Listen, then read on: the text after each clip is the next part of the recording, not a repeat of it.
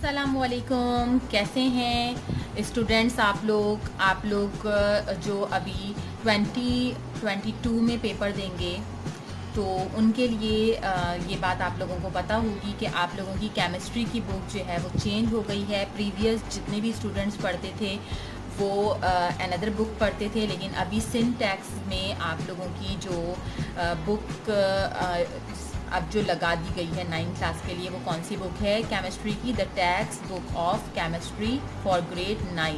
तो ये जो है आपका जो न्यू एडिशन जो स्टार्ट हुआ है उसमें आप ये बुक पढ़ रहे हैं केमिस्ट्री की। तो जितने बच्चे भी केमिस्ट्री की ये वाली बुक पढ़ रहे हैं और पेपर इन फ्यूचर देंगे इंशाल्लाह, तो 2021 और 2022 में जो स्टडी करेंगे उनके लिए थोड़ा सा मैं गाइडलाइंस आज की अपनी वीडियो में प्रोवाइड कर रही हूँ।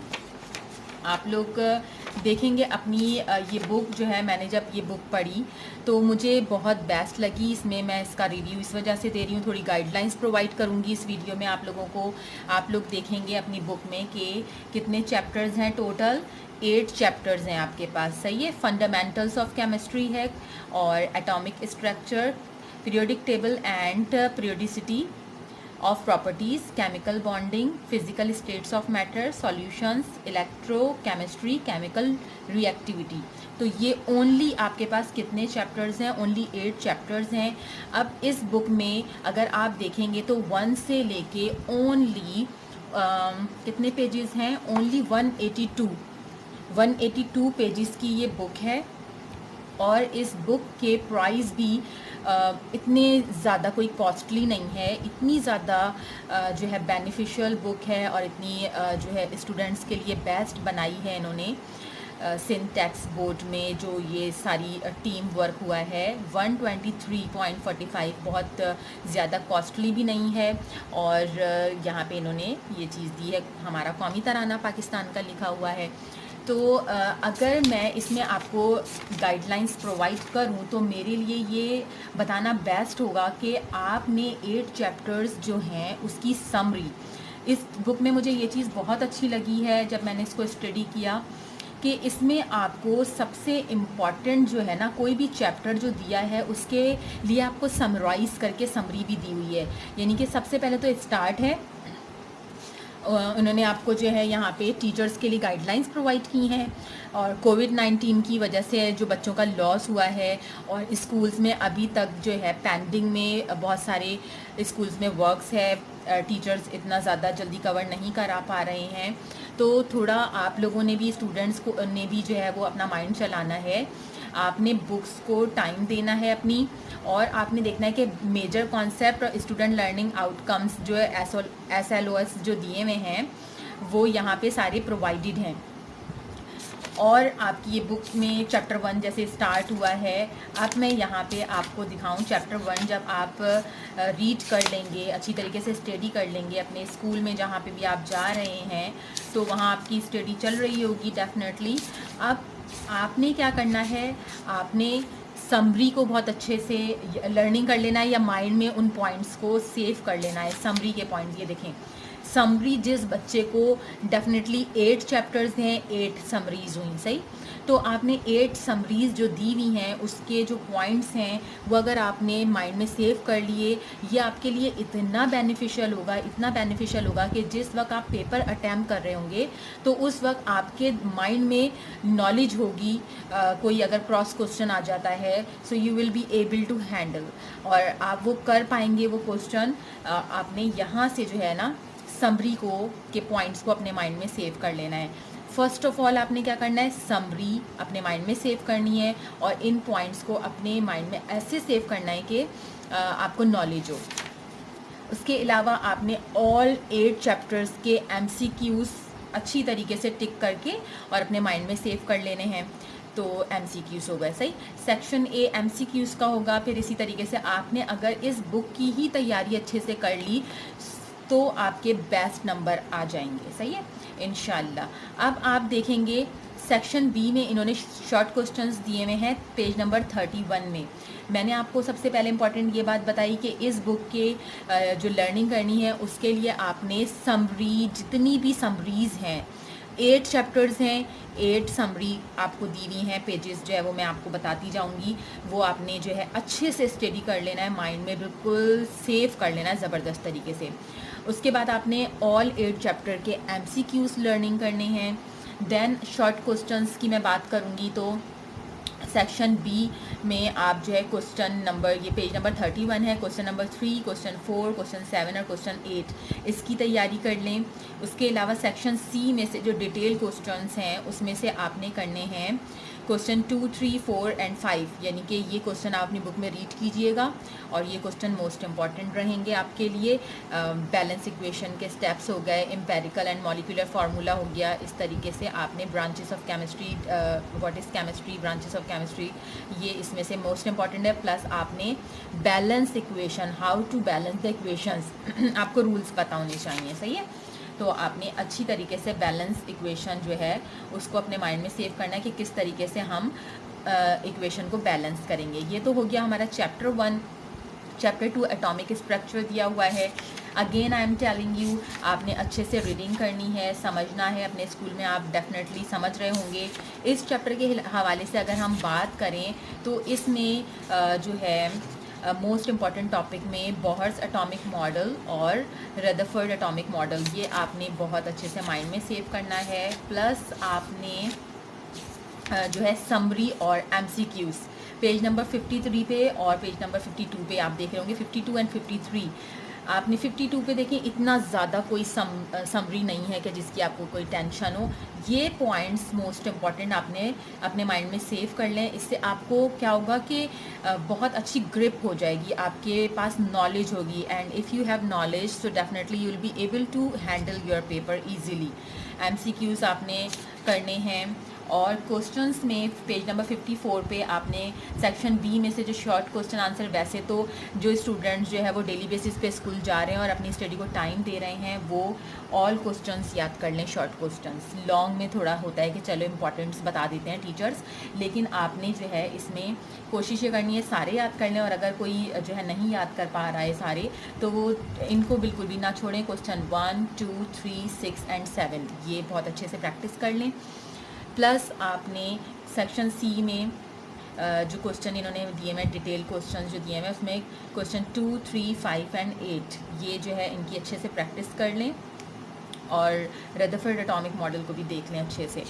चैप्टर 3 की बात जब मैं करूं तो periodic table and periodicity end of properties, तो इसके लिए भी मेरा आप लोगों को यही मशवरा है कि आप लोग पेज नंबर 56 में से ये जो दिया हुआ है, आपको एक चार्ट टाइप का दिया हुआ है, ये लिथियम, सोडियम, पोटेशियम, इनके एटॉमिक मासेस दिए हुए हैं, arithmetic means, how to find arithmetic means, ये आप लोग जो है इसकी प्रैक्टिस कर लीजिए। प्लस आपको periodic table of elements, different important elements जो है वो एटॉमिक मास निकालना आना चाहिए, और ये चीज़ें आपने जो है न्यूमेरिकल्स जो है उनकी प्रैक्टिस करनी है। प्लस आपने पेज नंबर 60 और 61 में से 1A, 2A, 5A और 6A और 7A, यानी कि ये जो nitrogen family, oxygen family, halogen family है, और 1A और 2A इनकी प्रैक्टिस अच्छे से कर लेनी है।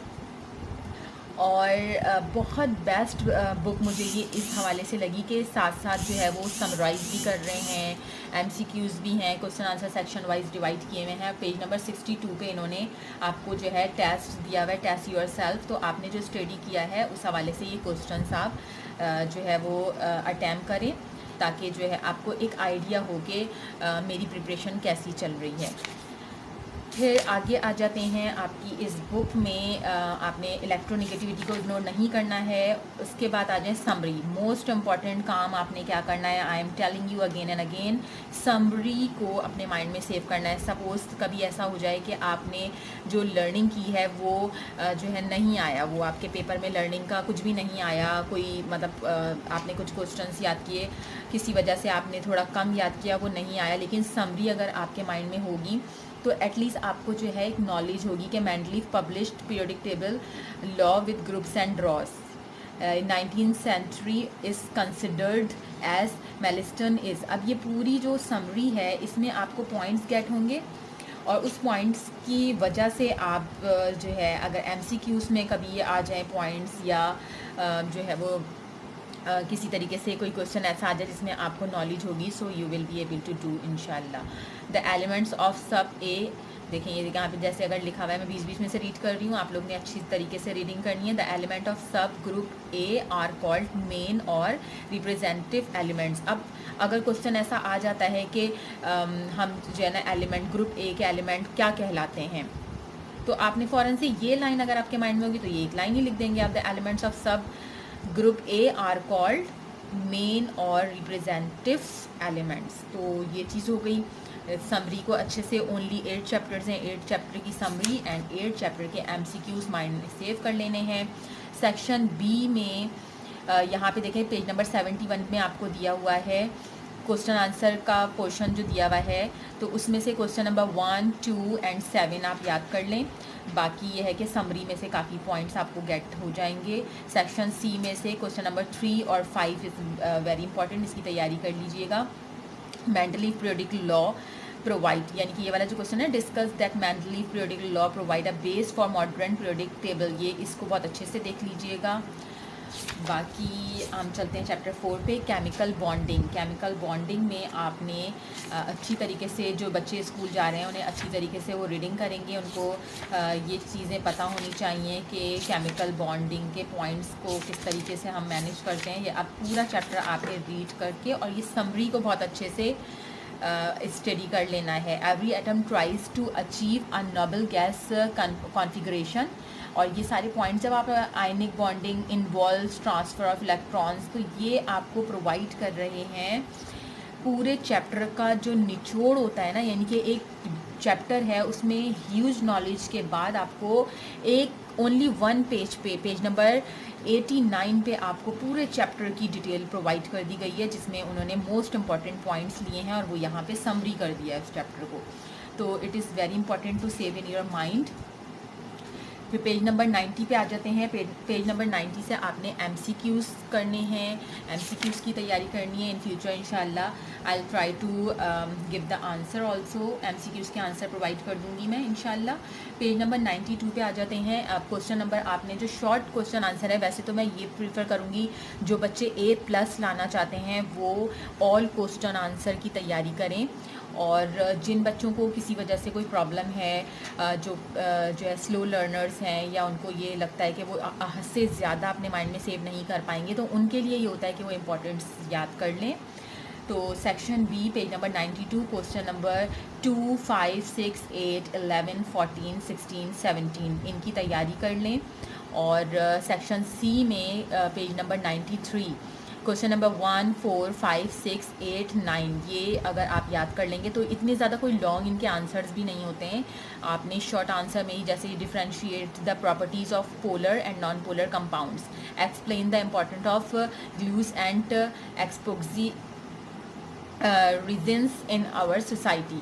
तो आपने जो है इम्पॉर्टेंट ये है कि आप कम लिखें लेकिन अच्छा लिखें। जिस वक्त आप पेपर कर रहे हों तो उस वक्त आपको पूरा पेपर हैंडल करना है। उसके लिए आपको ये बैलेंस करना पड़ेगा, कहीं ऐसा ना हो कि एक ही क्वेश्चन को आप 1.5-2 पेज का लिखने बैठ जाएं तो फिर जो है आपके लिए प्रॉब्लम हो जाएगी। टाइम मैनेजमेंट का बहुत ख्याल रखना है पेपर करते हुए, और कोशिश ये करनी है न्यूमेरिकल्स और MCQs को की ग्रिप लेकर आएँ, यानी कि MCQs आपको अच्छे से आने चाहिए, बहुत अच्छी सी उसकी प्रैक्टिस होनी चाहिए। न्यूमेरिकल्स जो है आपने बहुत अच्छे से सीखने हैं, माइंड में सेव करने हैं।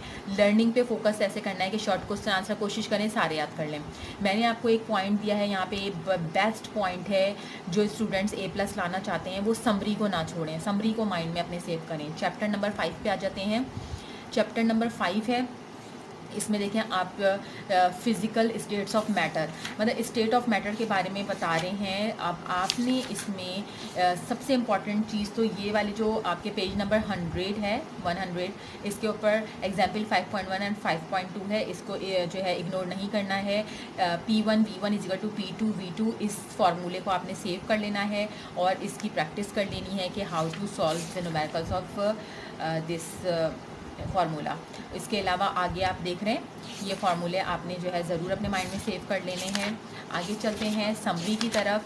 समरी जो है वो इस चैप्टर की आ रही है पेज नंबर 117 पर। 117 पे से आपने again I am telling you don't skip the summary, save in your mind. MCQs अपने माइंड में सेव करें। शॉर्ट आंसर्स दिए हुए हैं पेज नंबर 119 पर।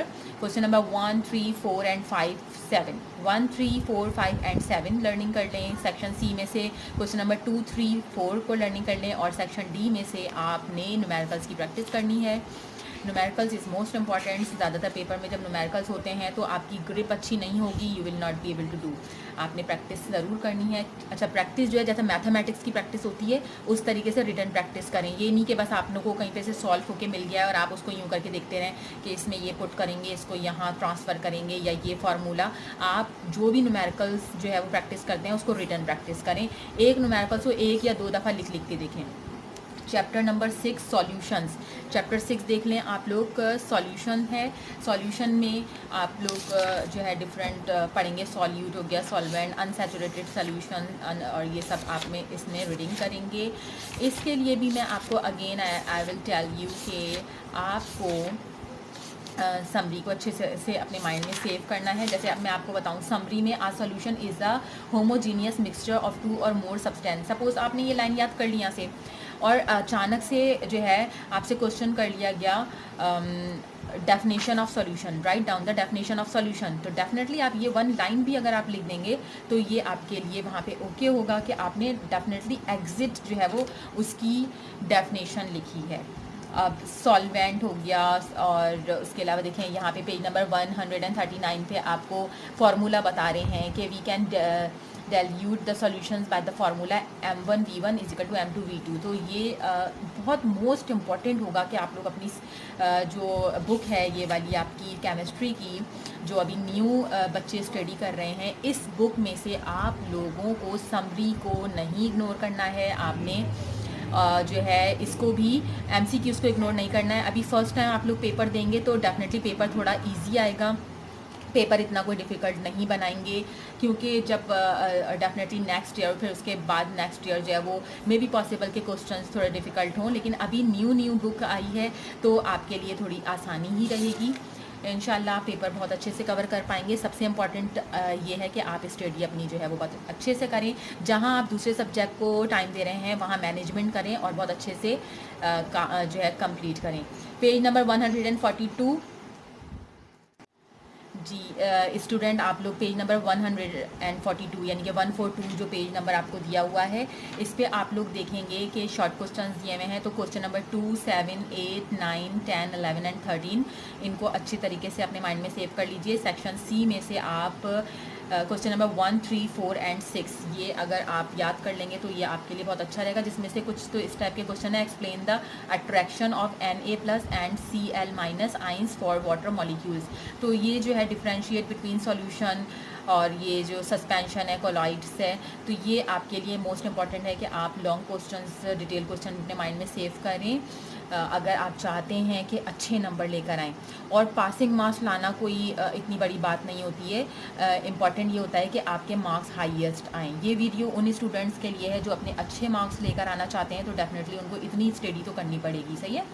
न्यूमेरिकल्स की अच्छी से प्रैक्टिस करेंगे पेज नंबर 143 में से, और जो है मे बी पॉसिबल इंशाअल्लाह ताला मैं जो है न्यूमेरिकल्स आप लोगों से जो है वो आगे आप लोगों को समझा दूँ।